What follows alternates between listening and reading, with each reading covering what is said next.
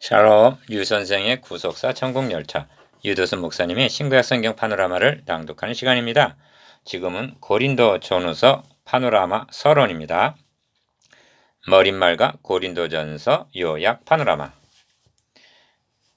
머릿말 고린도전서와 후서는 사도 바울에 의해서 1년 정도의 간격을 두고 보내진 서신입니다. 그런데 기록하게 된 동기 즉 주제는 전혀 다릅니다. 고린도 교회는 문제가 많은 교회입니다. 교회 내의 문제는 왜 발생하는가? 바울은 그 원인을 복음을 잃어버렸기 때문으로 보고 있습니다. 그래서 너희가 알지 못하느냐 하고 복음을 상기시키므로 여러 가지 문제들을 복음으로 치료하고 있습니다. 그러므로 고린도전서는 현대 교회 내의 문제들을 치료하는 지침서가 됩니다. 또한 고린도 교회는 바울을 배척한 교회로도 유명합니다. 어찌하여 이런 일이 벌어졌는가? 복음이 변질이 되었기 때문입니다. 복음을 잃어버린 것과 복음이 변질된 것은 동전 앞뒤와도 같습니다. 고린도 후서는 고린도 교회를 무대로 하여 수건이 마음에서 벗어진 선생과 오늘까지도 벗어지지 않고 있는 선생 간의 충돌입니다. 모세가 광채나는 얼굴을 수건으로 가린 것 같이 구약시대란 복음이 의문에 가려져 있던 시대입니다. 1500년 동안이나 막혔던 휘장을 찢으심을 통해서 보여주셨듯이 신약시대란 의문의 수건은 벗어지고 복음은 찬란한 빛을 발하는 시대입니다. 그런데 오늘까지 신약시대에 수건이 마음을 덮고 있는 설교자들이 있었던 것입니다. 그로부터 2000년이 지난 오늘까지도 현대교회에 수건이 마음을 덮고 있는 설교자는 우리 중에 없는가? 바울은 그를 가리켜 다른 예수, 다른 복음을 전하는 자요, 복음의 빛을 가리고 있는 사탄의 일꾼이라고 고발합니다. 고린도 후서 11장 4절, 15절. 본서는 수건이 마음에서 벗어진 자와 벗어지지 않는 자의 특성을 예리하게 보여줍니다. 그리하여 나 자신이 수건이 벗어진 자인가 여부를 검증케 합니다. 오늘의 설교가 참 복음인지 다른 복음인지의 시금석이 됩니다. 교회 내에 있는 파해야 할 경관진이 무엇인가를 보여줍니다. 어느 시대나 심각한 오류는 잘못하고 있으면서도 충성하고 있는 줄로 착각하고 있다는 점입니다. 그 대표적인 인물이 고린도 전후서를 기록한 바울입니다. 이 책은 우리의 실상을 벌거벗은 것처럼 드러내게 될 것입니다. 그런 의미에서 본서를 읽고 난 후에 큰 충격에 빠질 수도 있습니다. 저는 잃어버린 복음을 회복하고 변질된 복음을 보수하고자 하는 두 가지 목적을 가지고 이 책을 썼습니다. 이 책을 복음과 함께 고난을 받고자 하는 동역자들에게 드립니다. 고린도전서 파노라마, 요약 파노라마. 고린도전서 전체 주제, 교회 내의 문제들을 복음으로 치유함. 고린도 교회는 바울에 의해서 설립된 교회입니다.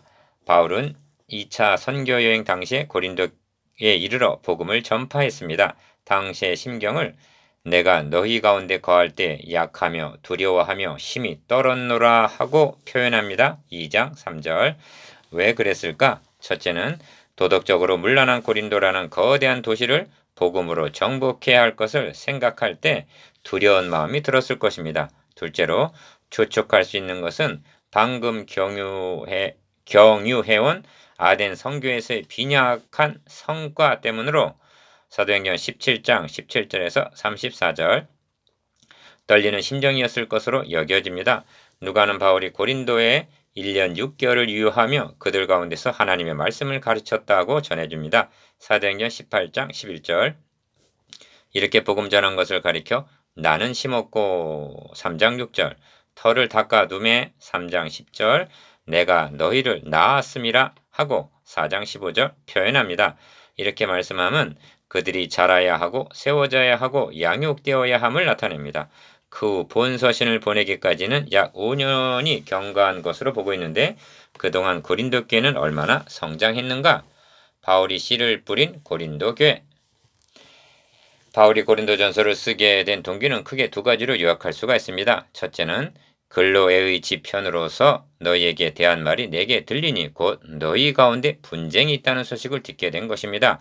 1장 11절, 11장 18절 분쟁만이 아니라 너희 중에 심지어 음행이 있다함을 들으니 한 음행입니다. 5장 1절 너희 중에 누가 다른 이로 더불어 일이 있는데 구태여 불의한 자들 앞에서 송사하고 성도 앞에서 하지 아니하느냐 한 6장 1절 형제간의 법정 소송 사건입니다.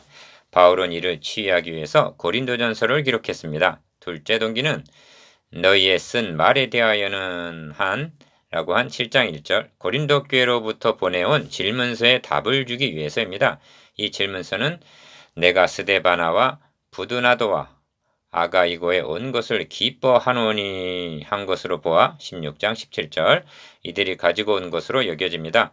고린도 교회가 제기한 질문들에는 결혼과 독신 문제 7장 1절, 처녀에 대하여 7장 25절, 우상의 제물에 대하여 8장 1절, 신령한 것에 대하여 12장 1절, 성도를 위하는 연보에 대하여 16장 1절 등이 있었습니다. 이상에서 보는 바와 같이 고린도전서는 로마서와 같은 교리적인 서신은 아닙니다. 교회 내에서 일어나고 있는 문제 해답을 주기 위해서 기록한 실제적인 서신입니다. 그런데 간과해서는 아니 될 점은 교회 내 모든 문제들을 복음으로 치유하고 있다는 점입니다. 이 점을 소홀히 다루게 되면 본 서신의 핵심을 놓친 것이 되고 맙니다. 바울은 고린도 전후서 외에도 전전서와 고린도 전서 전에 쓴 서신 전전서, 고린도전서 5장 9절, 많은 눈물로 쓴 편지, 고린도후서 2장 4절 등을 보낸 것으로 여겨집니다.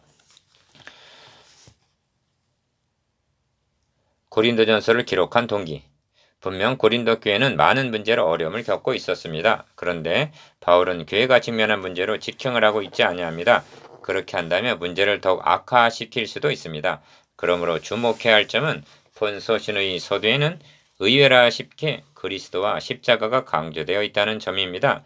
그리스도가 10번 1장 1절, 2절, 4절, 6절, 12절, 13절, 17절, 23절, 24절, 30절, 십자가가 6번 1장 13절, 17절, 18절, 23절, 2장 2절, 2장 8절 이만큼 등장합니다. 바울은 이렇게 말씀하고 있는 셈입니다. 교회가 시험에 빠지게 된 것은 복음을 상실했기 때문이다. 그러므로 예수 그리스도와 그의 십자가 외에는 다른 것으로는 치유될 수가 없다.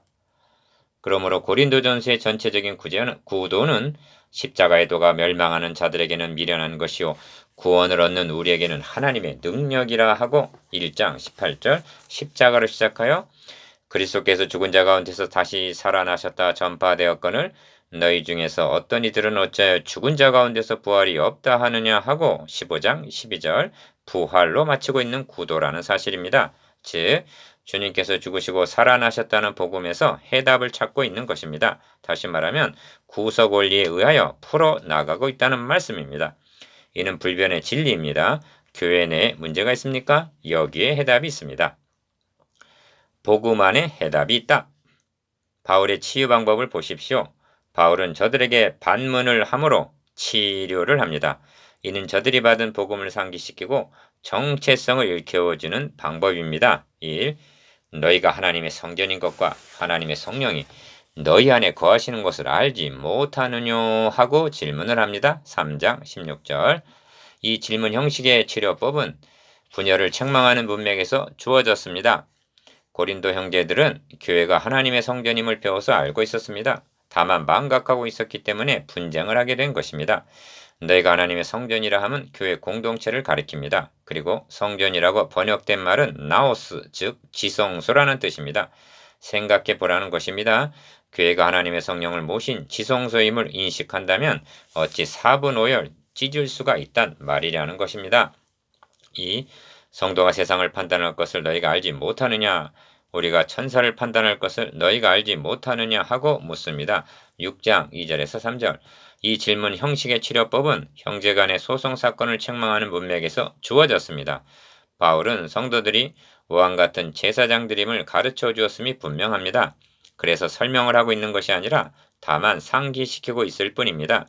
그런데 고린도 형제들은 이를 망각하고 있었던 것입니다.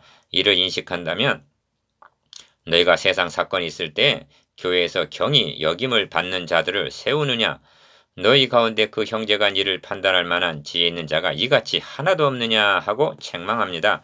6장 4절에서 5절 3.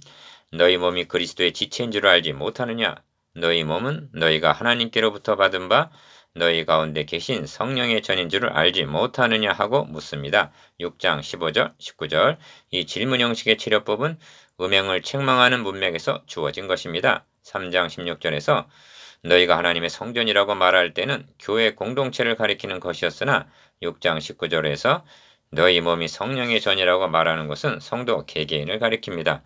고린도 형제들은 자신의 몸이 어떻게 해서 하나님의 성전이 되었는가를 알고 있었습니다. 다만 망각하고 있었을 뿐입니다. 이를 인식하는 자라면 어찌 그리스도의 지체를 가지고 장기의 지체를 만들겠느냐 하고 책망을 합니다. 6장 15절 하반절. 이처럼 하나님께서 나 같은 죄인을 위해서 행해 주신 일을 상기시켜 주는 것이 병든 신앙을 치료하는 최상의 방법입니다. 하나님의 미쁘심. 고린도 교회는 분명 문제가 많은 교회였습니다. 그러나 바울은 결코 절망하고 있지 아니합니다. 이는 고린도에 교회가 세워지게 된 것이 우연의 산물이 아니라 하나님께서 택하시고 불러내셔서 이루신 하나님의 교회임을 믿기 때문이요. 이처럼 시작하신 이가 또한 완성하실 하나님의 신실하심을 믿기 때문입니다. 그런 의미에서 본서의 서두는 1장 1절에서 9절 영광스럽기 비할 데가 없습니다. 기억, 고린도에 있는 하나님의 교회라고 말씀합니다. 2절 상반절, 니은 성도라 부르심을 입은 자들이라고 부르고 있습니다. 2절 중반절, 디귿 주께서 너희를 우리 주 예수의 날에 책망할 것이 없는 자로 끝까지 견고케 하시리라 하고 8절 완성하실 것에 대한 확신을 나타냅니다. 그리하여 그리스도 예수 안에서 너희에게 주신 하나님의 은혜를 인하여 내가 너희를 위하여 항상 하나님께 감사하노니 하고 4절 감사를 드립니다. 이 문제 많은 교회를 인하여 어떻게 감사할 수가 있단 말인가? 너희를 불러 그의 아들 예수 그리스도 우리 주로 더불어 교제케 하시는 하나님은 미쁘시도다 하고 9절 하나님의 미쁘심을 믿기 때문입니다. 이를 믿기에 바울은 고린도 성도들을 형제들아 하고 22번이나 부르고 있습니다. 그러므로 내 사랑하는 형제들아 경고하며 흔들리지 말며 항상 주의 일에 더욱 힘쓰는 자들이 되라. 이는 너희 수고가 주 안에서 헛되지 않은 줄을 알미니라 하고 격려해 줍니다. 15장 58절 현대교회의 거울. 현대교회가 신약성경에 등장하는 여러 교회 중에서 고린도 교회를 제일 많이 닮았다고 말합니다. 바울은 고린도 교회 앞에서 광야 교회를 거울로 제시하여 출애굽 당시 저희에게 당한 이런 일이 거울이 되고 또한 말세를 만난 우리의 경계로 기록하였느니라 하고 말씀합니다. 10장 11절. 그렇다면 현대교회를 향해서도 광야교회가 당한 일과 고린도교회가 당한 일들을 거울로 제시하여 말세를 만난 우리의 경계로 기록하였느니라 하고 적용하는 것을